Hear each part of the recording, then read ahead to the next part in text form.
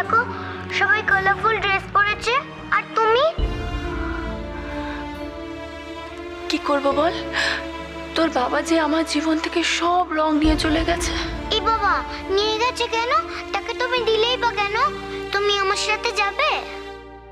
আমি গিয়ে বাবার কাছ থেকে সব রং নিয়ে আসবো। তুই যাবি? আচ্ছা বেশ, তাই চল, তুই আর আমি দুজনে মিলে বাবার কাছে চলে যাই। চ।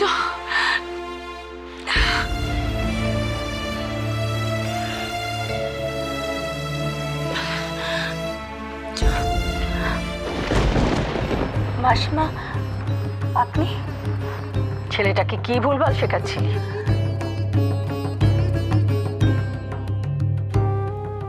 জীবনটাকে তুই এই চিনেছিস?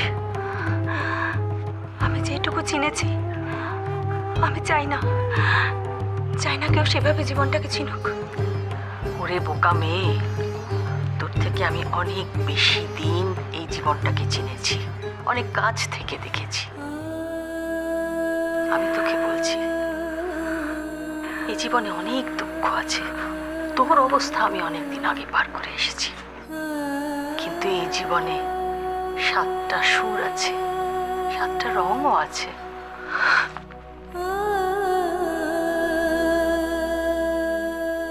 একটা রং ফিকে হয়ে গেছে তো কি হয়েছে, আর অন্য অনেক রং তো রয়েছে। তুই নিজেকে ভালোবাসতে শেখ, দেখবি বাঁচার ইচ্ছেটা অনেক বেড়ে যাবে। পারছি না, সত্যি পারছি না। এগোতে গেলেই মনে হচ্ছে সামনের দিকটা নিকষ কালো হয়ে আসছে। রাধা, তুই ভয়ে চোখটা বন্ধ করে আছিস বলে শুধু অন্ধকার দেখছিস। শোন, শ্রীপর্ণা যেমন আমার একটা মেয়ে, আজকে থেকে তুইও আমার আরেকটা মেয়ে। তোর জীবনে রং ফিরিয়ে দেবার দায়িত্ব আমি নিলাম। মাসিমা,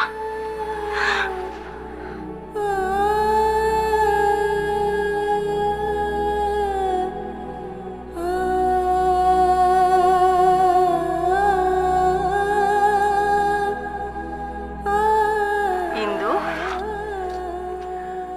ইন্দু,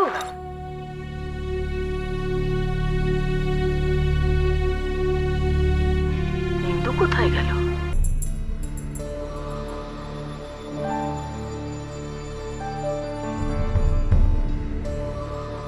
আপনার দাদা মানে কি যেন বলেছিলেন না নাম?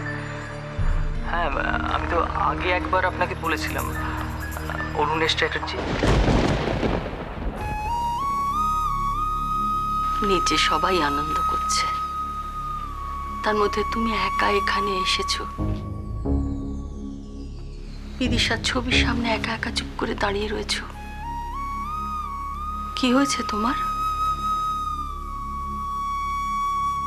জানি না মা, আমি বুঝতে পারছি না ঘটনা প্রবাহের সঙ্গে আমার ভাবনা কোন দিকে বয়ে চলেছে। কেবলই মনে হচ্ছে যা কিছু ঘটছে সব শুধুই ভালোর সংকেত, নাকি কোনো অশনি সংকেত। এ কি কথা? যে মেয়ে সমস্ত খারাপের মধ্যে থেকে চিরদিন ভালোটাকে নিংড়ে বের করে নিয়ে এসেছে, আজকে যখন সবকিছু ভালো হচ্ছে, চারদিকে এত আনন্দ, তখন সে অশনি সংকেত দেখতে পাচ্ছে।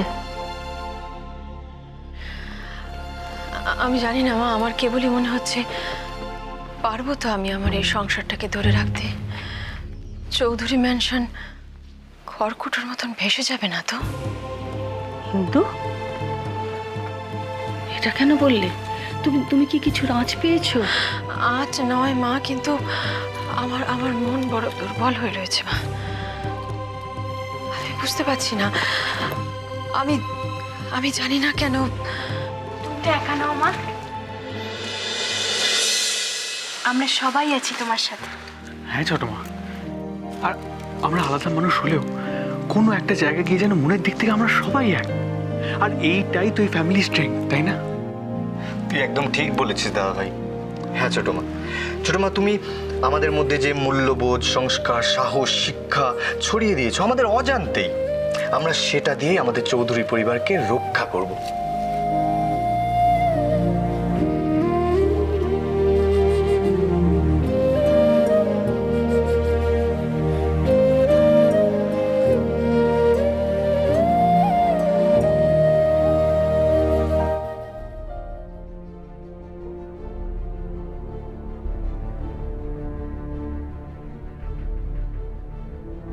এখানে যেটুকু মান সম্মান নিয়ে বাঁচছিলাম, ঝিলমিলের জন্য সেও গেল। সারা পাড়ায় কেচ্ছা করে গেছে আমাদের নামে। এতটুকু সেন্স নেই আমাকে নিচে নামাতে গিয়ে ও অভ্রকে কতটা ছোট করেছে। কিন্তু এসব কিছু ছড়ালে তো এরপর আমার স্কুলের চাকরিটাও যাবে।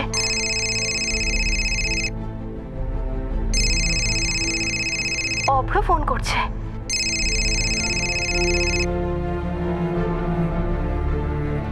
হ্যালো, এই যে মেয়ে, চলে এসেছি বলে ভেবো না নজরে রাখি। কাল সকালে তোমার মতো অপয়া মেয়ের যেন মুখ না দেখতে হয়। তাড়াতাড়ি বাক্স প্যাকটা নিয়ে বিদেয় হোক বাবু, বিদেয় হোক।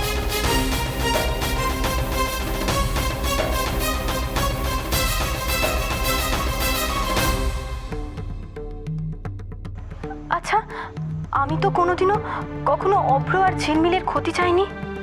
তাহলে ঝিলমিল বারবার আমার সাথেই কেন এমন করছে?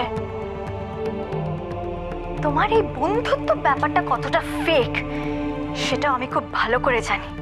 আর এটাও জানা আছে তোমাদের মতো মেয়েরা না ফার্স্টে বন্ধু বন্ধু করে গায়ে পড়ো আর তারপরেই বেডরুমে ঢুকে আসো।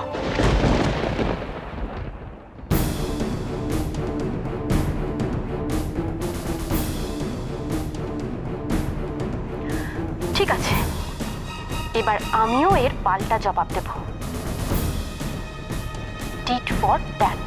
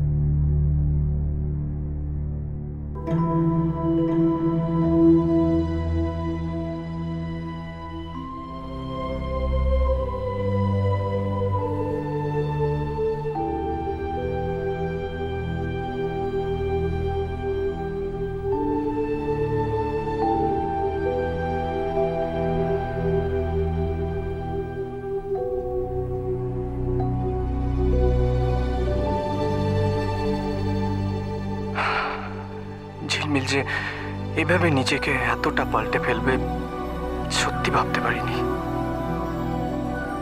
তবে এটা ঠিক যে আজ যে ঝিলমিলকে দেখছি ঠিক সেভাবেই দেখতে চেয়েছিলাম আমি ওকে। জানি আজ তুমি আমাকে মন থেকেই কাছে চাইছো। বাড়ির সবাই যখন যোগ্য বৌমনির সম্মান দিল, ঠিক সেই মুহূর্ত থেকে তুমি আমাকে আবার আগের মতো ভালোবাসতে শুরু করে দিয়েছো অভ্র। আমি বুঝতে পেরেছি। আজ বিকেলে তোমাকে দেখতে খুব সুন্দর লাগছিল। কি করে বলছো? মানে তুমি তো একবারও মুখ ফিরেও তাকাচ্ছিলে না আমার দিকে।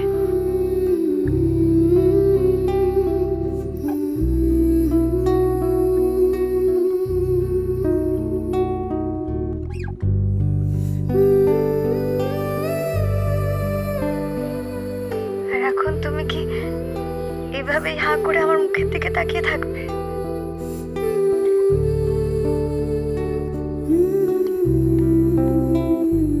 আর কতক্ষণ আমাকে ওয়েট করাবে বুদ্ধুরাম?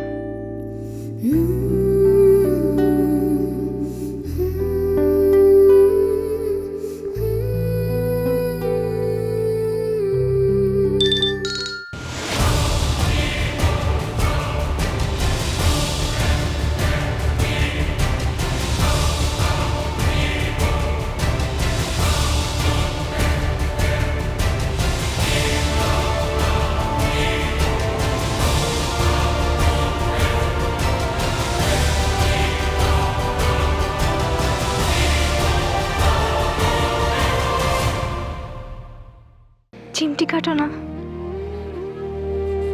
কেন? স্বপ্ন না সত্যি বুঝতে পারছি না। কাটো না প্লিজ। এবার বোঝা গেল?